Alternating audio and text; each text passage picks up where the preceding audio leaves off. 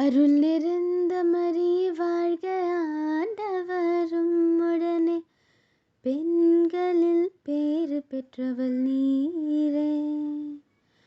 உம்முடைய திருவயிற்றின் கனியுமான இயேசுவும் ஆசிர் அருள் பெற்றவர். புனித மரியாவே, இறைவனின் மாதாவே, பாவியர்கள் எங்களுக்காக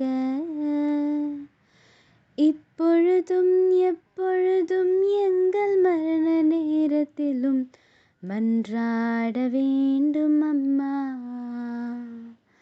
மன்றாட வேண்டும் அம்மா.